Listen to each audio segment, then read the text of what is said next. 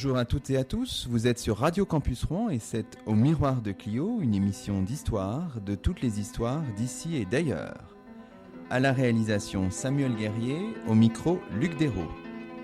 L'émission est diffusée pour la première fois le 2e et le 4e dimanche de chaque mois entre 10h et 11h. Elle est disponible à l'écoute et peut être téléchargée sur notre page dédiée sur le site de la radio, radiocampusrouen.fr. Et vous pouvez réagir au déroulement, au contenu de cette émission, en nous retrouvant sur Twitter avec le mot-clé « Au Miroir de Clio ».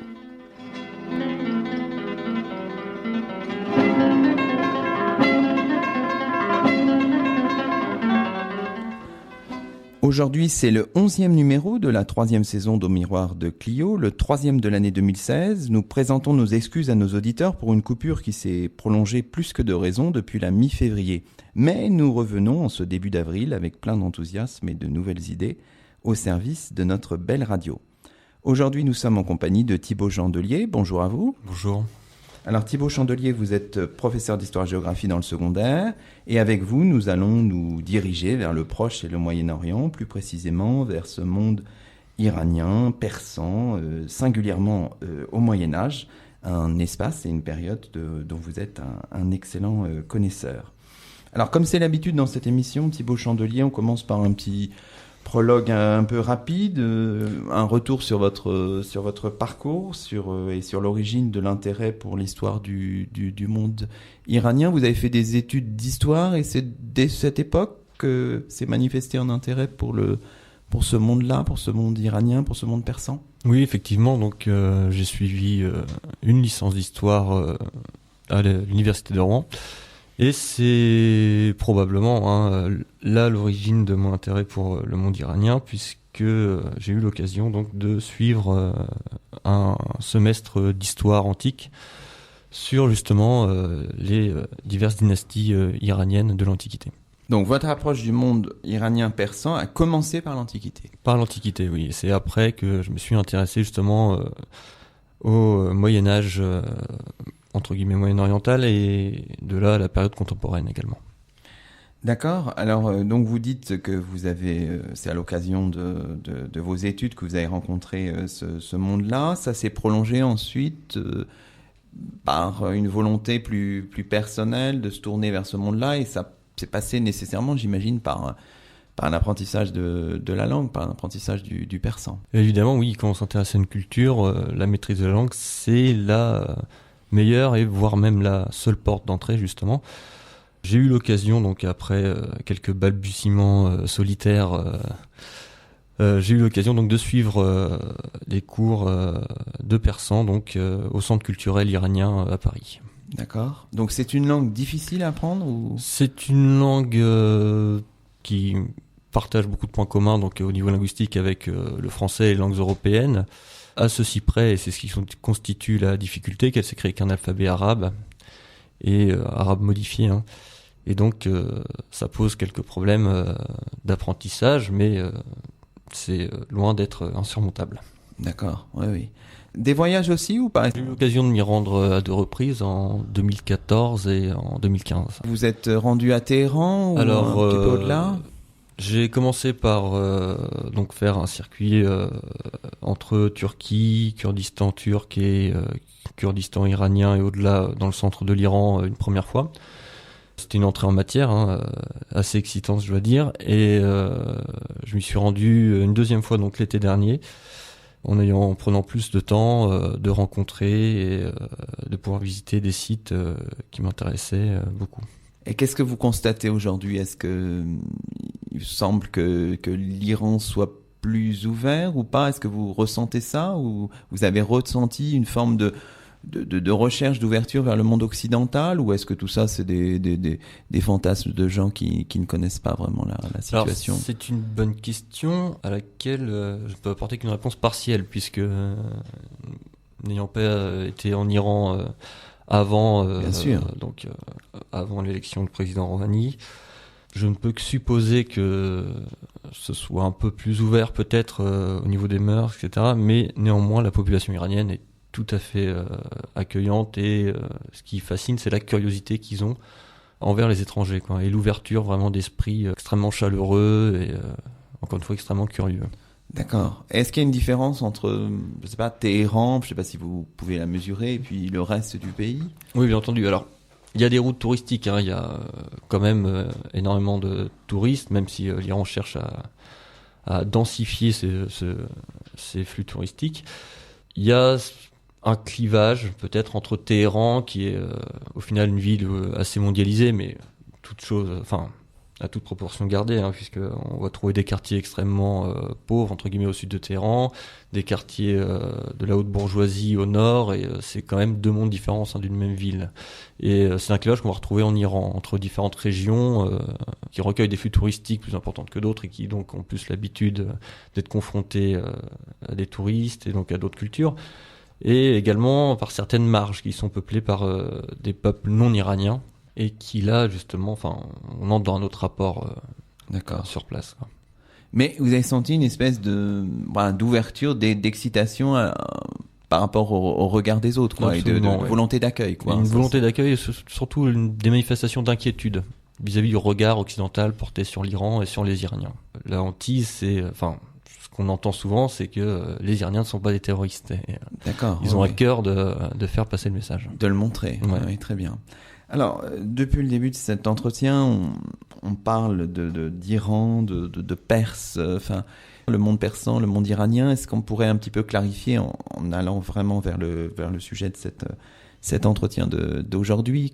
Quelle différence faire entre ces deux termes? Oui, alors il y a effectivement un problème de vocabulaire ici, puisque depuis 1934 et donc le changement d'appellation de l'État que l'on connaît actuellement sous le nom d'Iran et qui s'appelait avant la Perse, eh bien depuis ce changement, il y a une espèce de confusion. C'est-à-dire que l'Iran, au sens large du terme, est un espace qui va bien au-delà des frontières du pays de la République islamique actuelle. La République islamique actuelle se construit autour d'un noyau, l'Iran historique, qui est la région du Fars, la région de Shiraz notamment. Et cette région, qui est le berceau des civilisations perses antiques, que ce soit les Achéménides ou les Sassanides, les deux grandes dynasties de l'Iran ancien.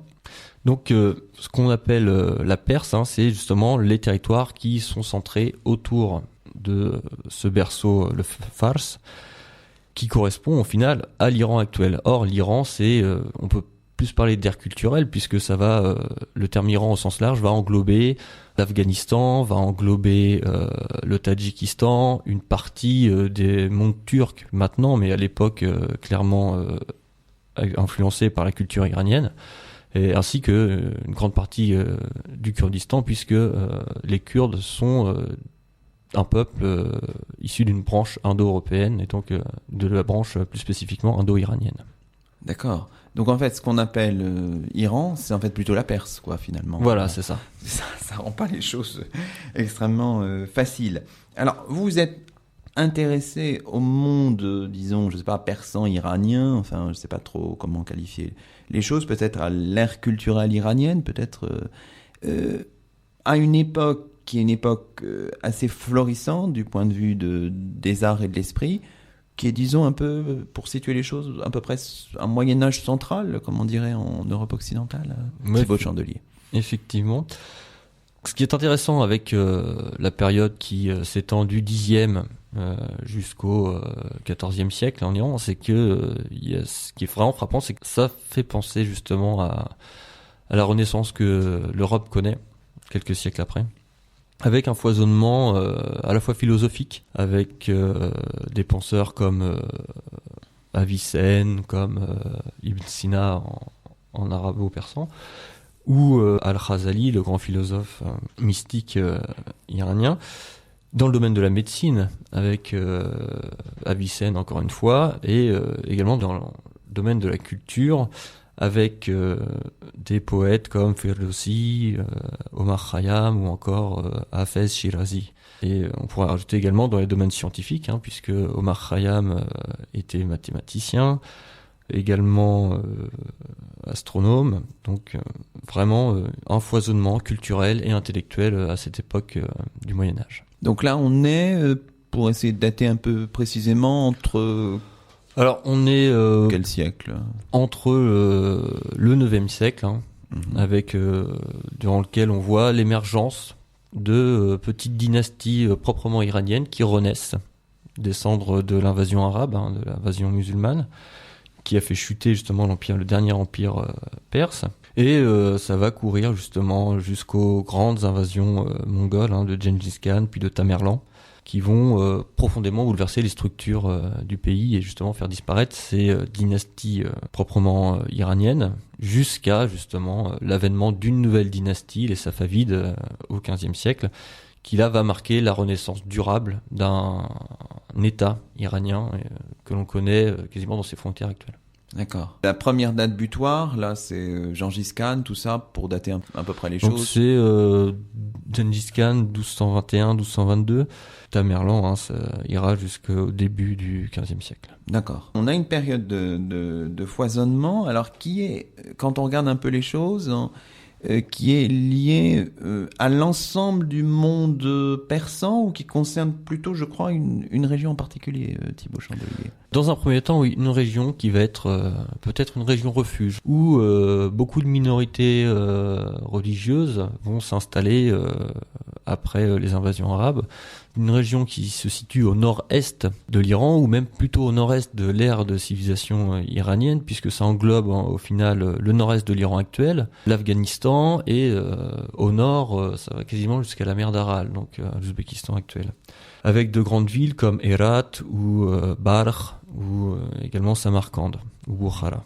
Cette région se nomme le Khorasan, et c'est une région historique qui va voir, dans les premiers siècles qui nous intéressent ici, un foisonnement extrêmement riche, puisque c'est la région d'origine, par exemple, d'Avicenne, c'est la région d'origine de Ferdowsi et d'Omar Khayyam également. D'accord. Donc c'est une région vraiment qui connaît une espèce de foisonnement culturel. Alors vous avez cité des noms, on va peut-être les reprendre par ordre chronologique. Donc le premier qui intervient, c'est Ferdowsi, c'est ça? Alors Ferdowsi, oui, de son nom Abul Qasim Mansour Ibn Hassan al-Tusi, qui naît justement à Tous, petite ville du nord-est iranien actuel, donc qui naît au Xe siècle. Et c'est un personnage central, on trouve énormément dans chaque ville d'Iran, il y a une rue à son nom.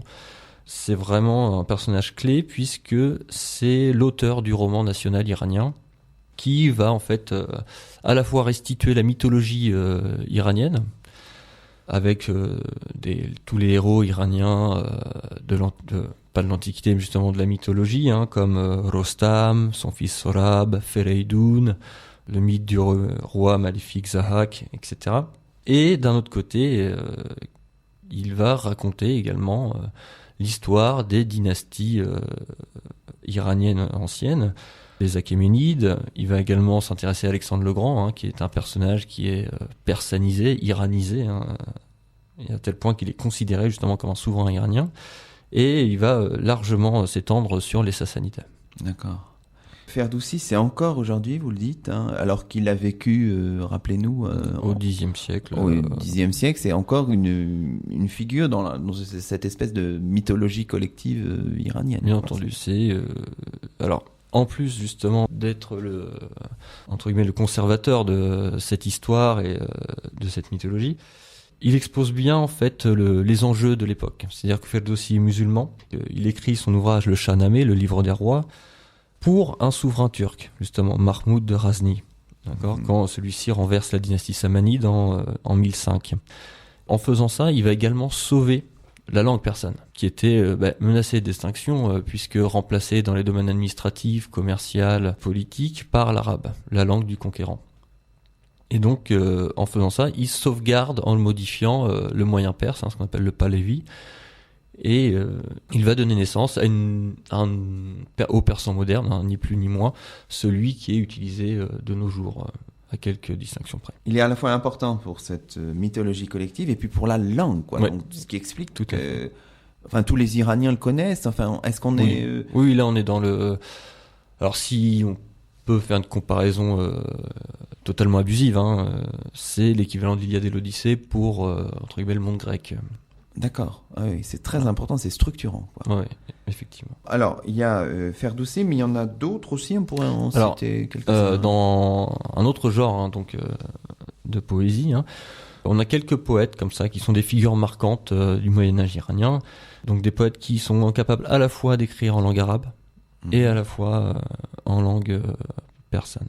Donc le premier, chronologiquement parlant, c'est Omar Khayyam, qui naît à Nishapur, qui est un des grands centres du Khorasan, mais qui sera détruite avec justement les invasions de Gengis Khan. Et donc il est mathématicien, il est astronome, c'est lui qui réforme le calendrier persan, notamment. Et il va être également directeur de l'Observatoire d'Ispahan. Et il est également philosophe et poète. D'ailleurs très célèbre pour son recueil de poètes qu'on appelle les Rubaiyat. Dans un deuxième temps, on va également trouver Rumi, également originaire du Khorasan, donc Jalaluddin Muhammad Rumi. Il naît à Balkh, en Afghanistan actuel, et lui aussi victime, fuit devant les invasions des Mongols au début du XIIIe siècle, et il traverse donc l'Iran, l'Anatolie, pour s'installer finalement près de la localité de Konya, dans l'ouest de la Turquie actuelle, où il va rencontrer un derviche, c'est-à-dire un mystique musulman errant, qui s'appelle Shamseddin Tabrizi, c'est-à-dire Tabrizi de la ville de Tabriz dans l'ouest de l'Iran. Et cette rencontre va le bouleverser, va donner à son œuvre une profondeur mystique et métaphysique extrêmement importante.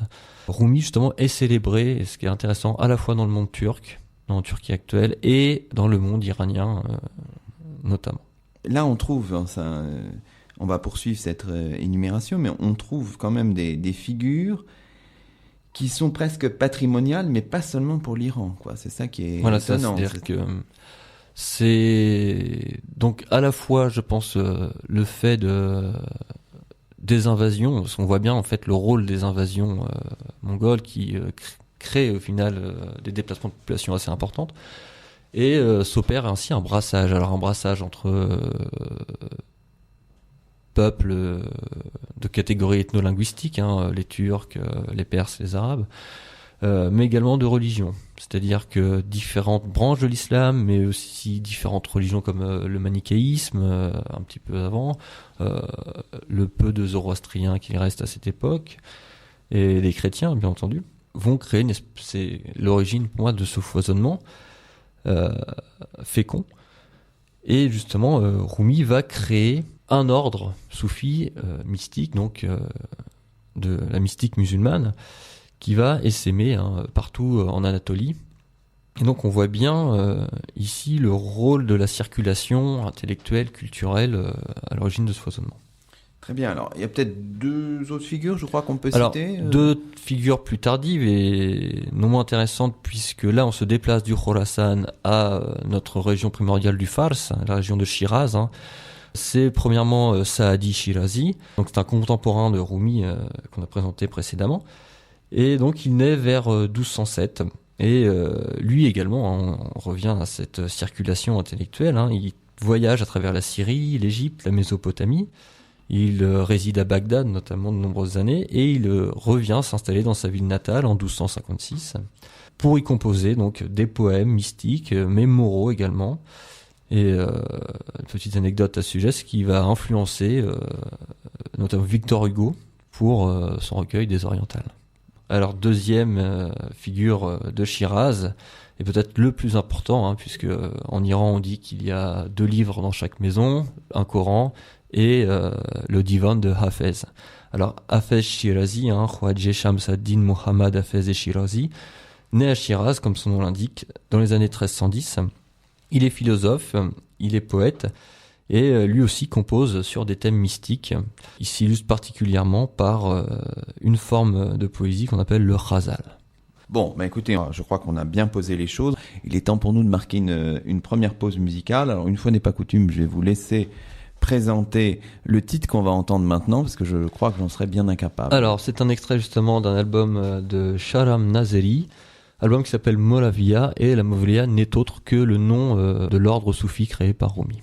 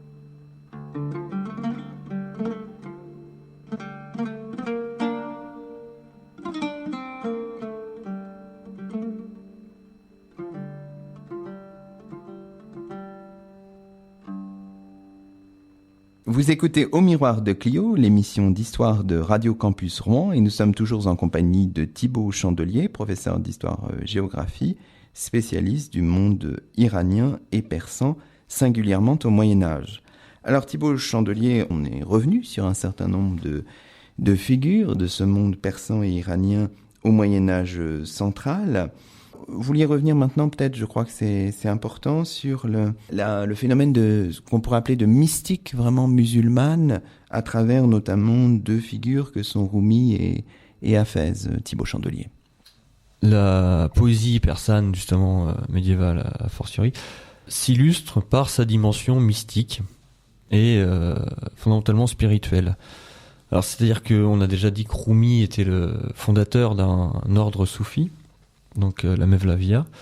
Ce qui me paraît intéressant justement, c'est qu'il nous donne à voir une image de l'islam qui, à mon sens, est très utile de mettre en avant actuellement. C'est essentiellement un islam qui nous apparaît sous le jour de grande tolérance vis-à-vis des autres cultes, vis-à-vis également de ce qu'on pourrait appeler l'incroyance, qui est tourné justement vers le monde intérieur et non pas vers une charia strictement, on va dire, excluante. Donc ce qui caractérise vraiment Rumi, c'est que ce qu'on pourrait appeler un poète de l'amour divin. Et on va le rencontrer, ceci, notamment dans la poésie de Hafez ou d'Omar Khayyam, c'est l'omniprésence de la métaphore amoureuse pour qualifier l'union ou plutôt même la séparation douloureuse d'avec le divin.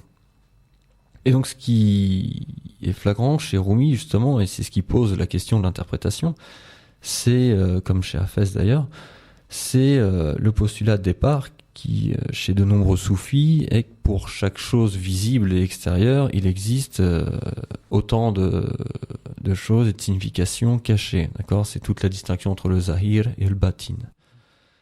Et donc, la poésie mystique iranienne accorde un rôle important dans les rites soufis et plus particulièrement dans ce qu'on appelle le sama, un rôle important à la musique, dans les cérémonies de prière, dans laquelle sont alliés mouvements corporels, le souffle, récitation de formules coraniques et de prières, et la musique justement, avec principalement donc quelques instruments comme le tar, le setar, le tambour ou le ney, ainsi que le kamanché.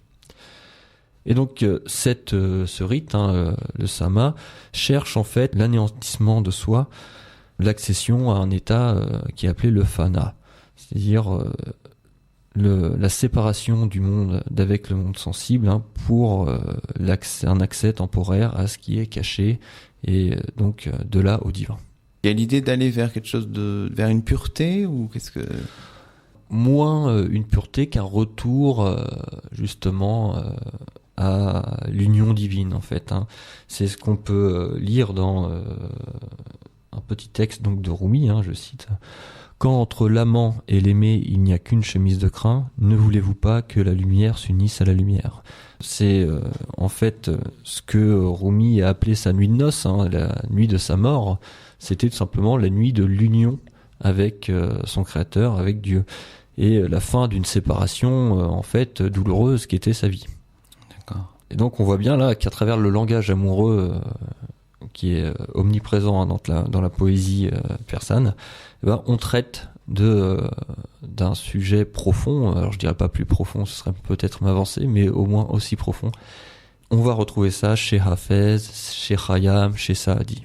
D'accord. Ça veut dire qu'il y a toute une démarche pour aller vers une forme de dépouillement de soi ou... Exactement, c'est exactement ça. C'est du dépouillement, c'est également le fait de ne pas juger l'autre, même s'il ne respecte pas les règles et les lois islamiques.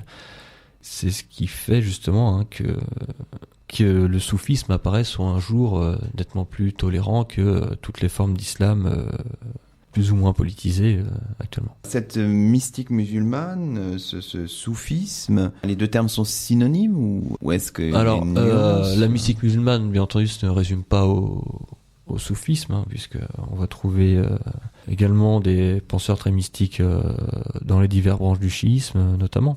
Mais effectivement, le soufisme se définit quand même par des rites qui, par ailleurs, sont jugés à la limite de l'islam par certains autres courants musulmans.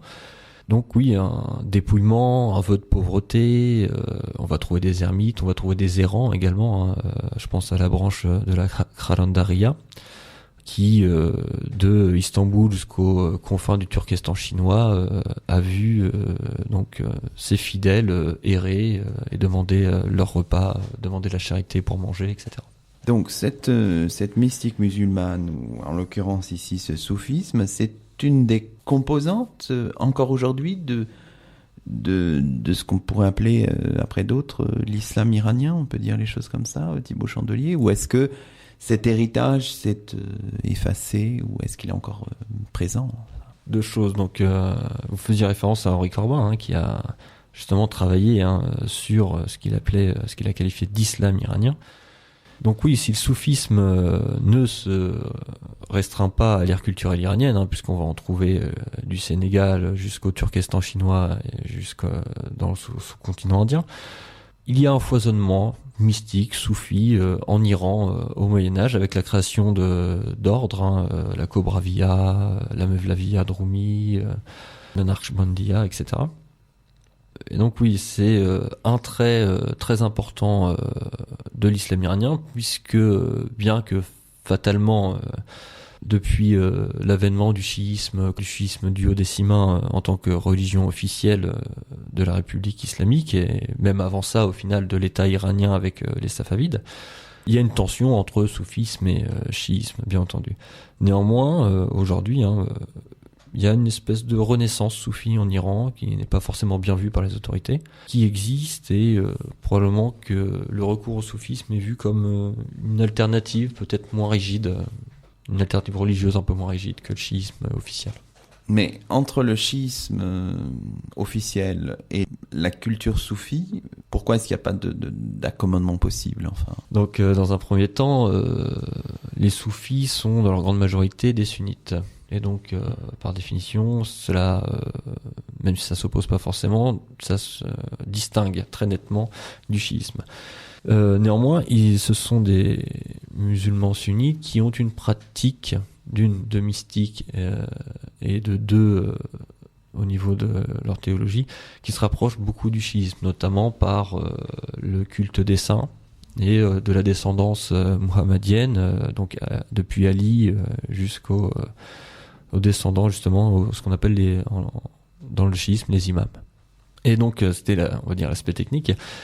L'aspect politique, c'est que quand une religion est érigée en idéologie, ne supporte pas d'idéologie concurrente. D'accord. Et donc c'est ce qui pourrait expliquer en partie l'opposition, ou du moins les réticences du pouvoir iranien à tolérer entièrement le soufisme en Iran. Et il faut peut-être rappeler pour nos auditeurs que en Iran, la religion est pratiquée, c'est le chiisme à des pourcentages staliniens. Oui, c'est le chiisme à plus de 90%. D'accord. Mais est-ce que quand on n'est pas chiite, c'est possible de vivre en Iran aujourd'hui? Oui, effectivement, oui, c'est possible. Alors, il y a ce qu'on appelle les gens du livre, sont reconnus en Iran, donc les chrétiens, les juifs et également les zoroastriens qui ont donc un statut, qui sont exemptés de service militaire et qui ont des représentants, un nombre de représentants définis au Parlement. Après se pose la question des sunnites, puisqu'il y a énormément de minorités sunnites, que ce soit les Baloutches, les Turkmènes, les Kurdes ou quelques Arabes du Khouzestan, qui ne sont pas reconnus, et également deux minorités, une religion kurde qu'on appelle les Aléakres, ou ce qu'on appelle nous les Yarsan, qui sont des soufis justement. Une autre minorité, ce sont les Bahaïs, qui sont eux à la fois non reconnus et persécutés. Mais est-ce qu'avec l'évolution, ce qui est perçu du point de vue occidental comme une évolution iranienne et qui ne l'est peut-être pas, tout ça étant extrêmement politique comme vous l'avez dit, est-ce qu'avec les évolutions actuelles, est-ce qu'il y a des perspectives d'ouverture ou est-ce qu'au contraire, on va rester dans cette espèce de politisation et d'affirmation dure, sévère du chiisme face aux minorités, Thibaut Chandelier? C'est une question difficile, de prospective, effectivement. Donc, parce que d'un côté, il y a une espèce de pétrification dans le monde du Proche-Orient en général, mais d'un autre côté, il y a ce qui semble être une ouverture iranienne et qui l'est peut-être pas. Donc, tout n'est peut-être pas forcément noir. C'est-à-dire que, effectivement, ouverture sur l'extérieur ne veut pas dire assouplissement intérieur. C'est ce qu'on voit bien quand le président Rouhani se fait rappeler un peu à l'ordre par les conservateurs au Parlement ou par le guide suprême. S'il y a une pérennisation des acquis des modérés et des réformateurs, on peut peut-être penser qu'il y aura un assouplissement, non pas sur les principes, mais sur entre guillemets, le vivre ensemble en Iran. Ça reste une question extrêmement ouverte. Bon, écoutez, Thibaut Chandelier, on va marquer une deuxième pause musicale avant de revenir à votre période de prédilection. Et là encore, je vous laisse annoncer le titre qui va suivre. Donc, on a beaucoup parlé de Rumi, et je vous propose d'écouter l'ensemble Marri, Rast Aïr Semaï, une chanson justement qui fait référence à la cérémonie soufie du Sama.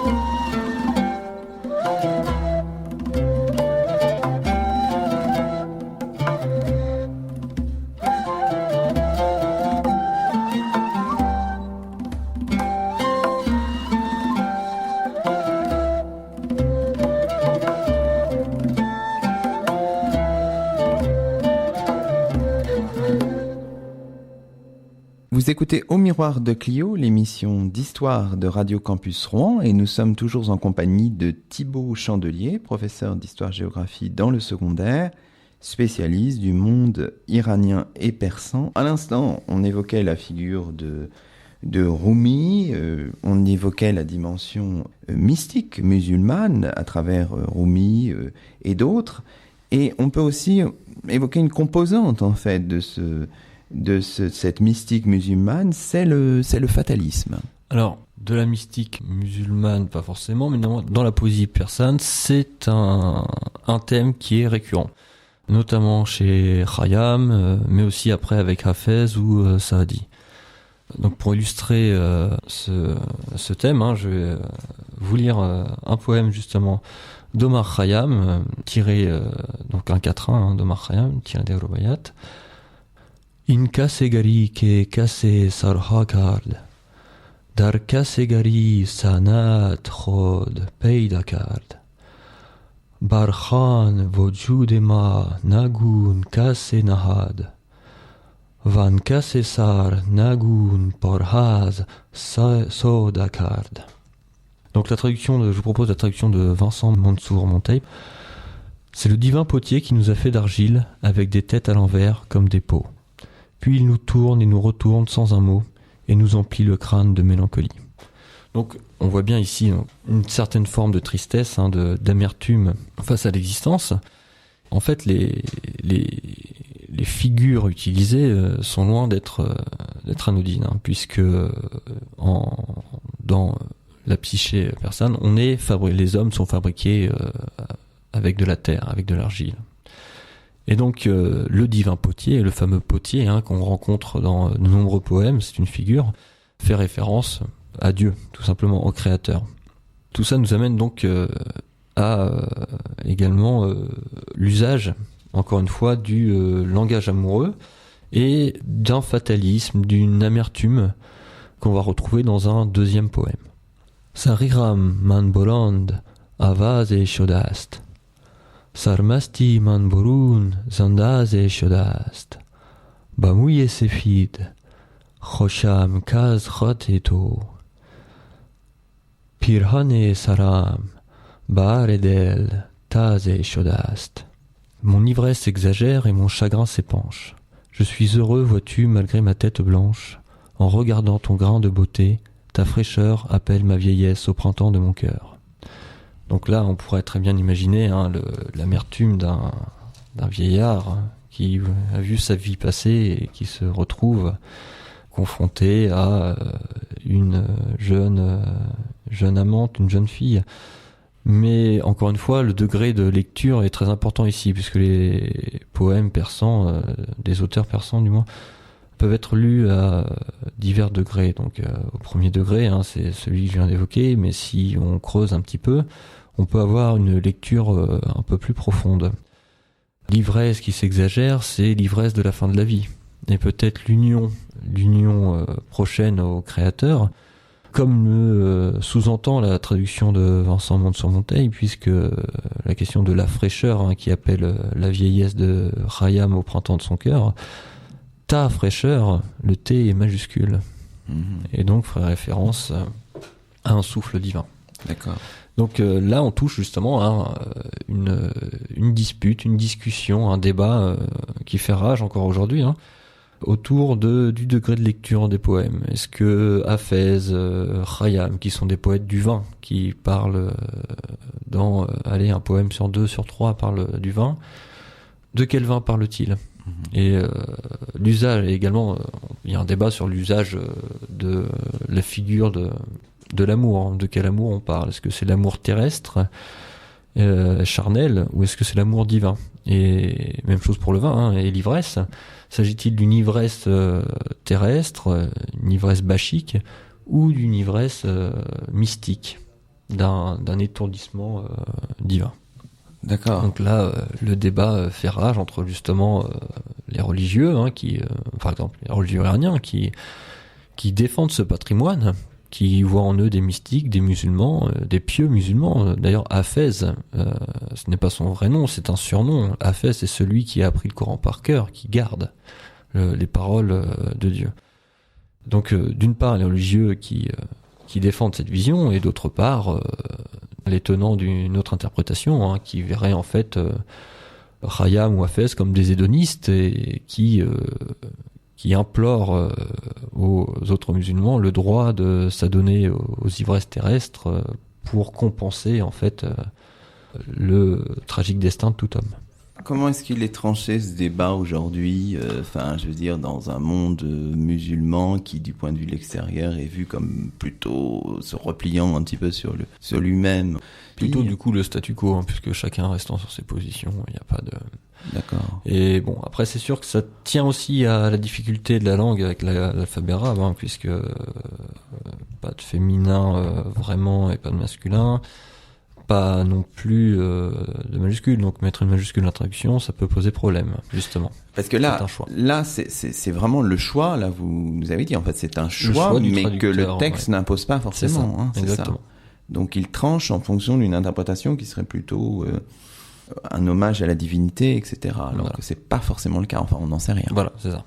Et ça, on retrouve ça, c'est commun à tout cet univers. Oui, souvent, cette importance du vin, toutes ces métaphores religieuses, c'est pas spécifique à certains. C'est vraiment quelque chose qui est assez partagé. C'est dans une ambiance culturelle. Vraiment ça. Et c'est présent également chez d'autres poèmes, Nezami ou Anvali, etc.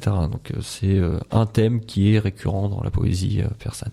Clairement, dans les descriptions qui sont faites de l'ivresse par Khayyam, mais aussi par Hafez, on peut imaginer, c'est très facile de se laisser justement imaginer qu'ils ont connu cet état et qu'ils peuvent ainsi parler en ainsi bons termes. Néanmoins, ça ne retire en rien, à mon sens, à la portée mystique de leur raisonnement poétique. Peut-être que c'est une erreur d'opposer les points de vue, c'est ça. Ouais, il faut plutôt essayer de les réconcilier.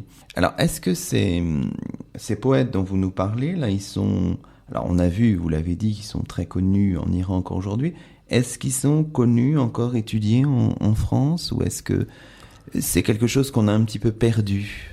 Si par exemple, pour nos éditeurs, si on souhaite relire ces poèmes, c'est facile, on a des spécialistes qui nous les traduisent, qui nous les présentent, ou est-ce que c'est quelque chose de plus compliqué finalement ? Oui, il y a des... Le lire en français, c'est chose aisée. Là, comme référence bibliographique, il y a un ouvrage qui compile donc les quatrains de Omar Khayyam, les ballades de Hafez, aux éditions Babel. Il y a également une anthologie de la poésie persane de Monsieur Zaffa, traduite en français donc. Donc on arrive à trouver de la littérature à ce sujet. Ces poètes nourrissent l'imaginaire de romanciers.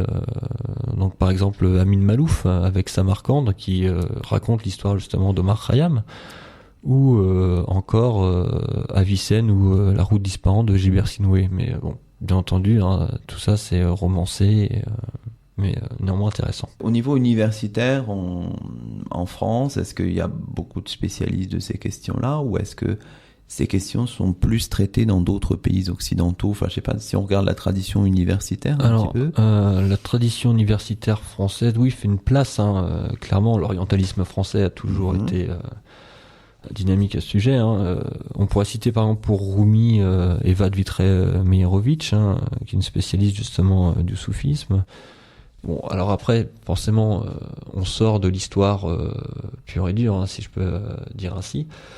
Mais on va trouver des spécialistes comme par exemple du Moyen-Âge, comme Ève Feuillebois qui enseigne à Paris, à la Sorbonne Nouvelle. Donc oui, on trouve des spécialistes, même si ça reste un domaine plutôt confidentiel. Et à l'étranger, il y a des universités ou des chercheurs qui vraiment s'intéressent à ce monde-là.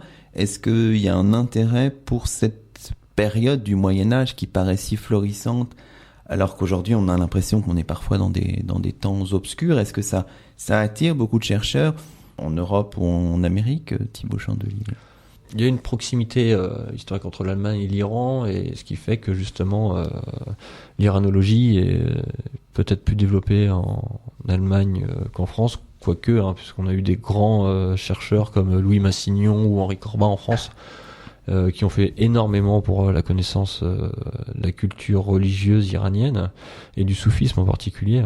Henri Corbin, il faut peut-être donc ça correspond à quelles années, enfin quelle époque? C'est donc à partir des années 30-40 jusqu'aux années 60, philosophe, islamologue, et qui écrit sa thèse, il me semble, sur un Mollah Sadra Shirazi, on revient à Shiraz justement, qui est un philosophe musulman chiite, qui a une importance fondamentale justement pour la formation du chiisme en Iran. D'accord. Peut-être maintenant quelques dernières questions sur les évolutions actuelles et votre façon de regarder un petit peu le monde iranien, le monde persan aujourd'hui. Donc on l'a vu avec l'actualité, on voit que l'Iran s'ouvre, enfin en tout cas est en dialogue maintenant avec les États-Unis. Comment est-ce que vous voyez la situation, enfin sans faire de Madame Soleil, mais je veux dire la situation au Proche et au Moyen-Orient. Quel acteur va être l'Iran à votre avis dans les prochaines années?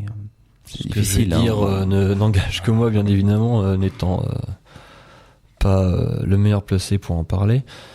L'acteur que va être l'Iran, son rôle va dépendre de ce qui se passe à la fois sur son flanc oriental et sur son flanc occidental. C'est-à-dire que la zone AFPAC, comme on l'appelle, donc Afghanistan-Pakistan, va être déterminante au sens où il y a une rivalité donc déjà entre Arabie Saoudite et Iran, mais le Pakistan est un allié de l'Arabie Saoudite. Donc c'est une zone assez compliquée. Et d'autre part, ce qui se passe en Irak et en Syrie va être déterminante également. Néanmoins, l'Iran reste une des grandes puissances régionales, avec la Turquie, l'Arabie Saoudite ou l'Égypte. Puissance démographique, puissance économique, puissance culturelle également. Ouais, c'est ça il y a à la fois hard et soft power sont convoqués ici, si on veut analyser la situation. Et il y a vraiment cette rivalité conflictuelle, tendue du moins, entre Arabie Saoudite, tenante du wahhabisme et ennemie du chiisme. Vraiment, pour les wahhabites, les chiites ne sont pas musulmans. Donc, c'est vraiment une question complexe, avec des acteurs multiples. On l'a vu au début de cette année, avec l'espèce de dialogue, enfin, même plus de dialogue, de tension très forte entre l'Arabie Saoudite et l'Iran. Alors, vous disiez puissance démographique, puissance économique. Il y a énormément de jeunes en Iran, donc il faut le dire, et qui veulent aller à l'université, enfin qui veulent voyager. Comment est-ce que cette jeunesse que vous avez un petit peu rencontrée dans vos voyages? Il y a une ouverture, clairement, ça se sent dans les conversations qu'on peut avoir. Ils cherchent bien entendu à pouvoir voyager, donc ça peut être compliqué puisque pour voyager quand on est jeune en Iran, il faut avoir fait son service militaire. Mais oui, grande ouverture et grande curiosité, et la place des femmes va être prépondérante, elle l'est déjà je pense, mais elle va être de plus en plus prépondérante à l'avenir, puisque il y a plus de jeunes filles universitaires que d'hommes universitaires, donc l'évolution est en cours. Écoutez, c'est un appel à l'espoir, et tous ces jeunes lisent, et on vous le recommande aussi de le faire, lisent ces poètes et ces poèmes dont vous nous avez parlé aujourd'hui. C'est ainsi que se termine le 11e numéro de la 3e saison d'Au Miroir de Clio. Nous étions en compagnie de Thibaut Chandelier, professeur d'histoire-géographie, spécialiste du monde persan au Moyen-Âge. À très bientôt pour de nouvelles découvertes sur Radio Campus Rouen.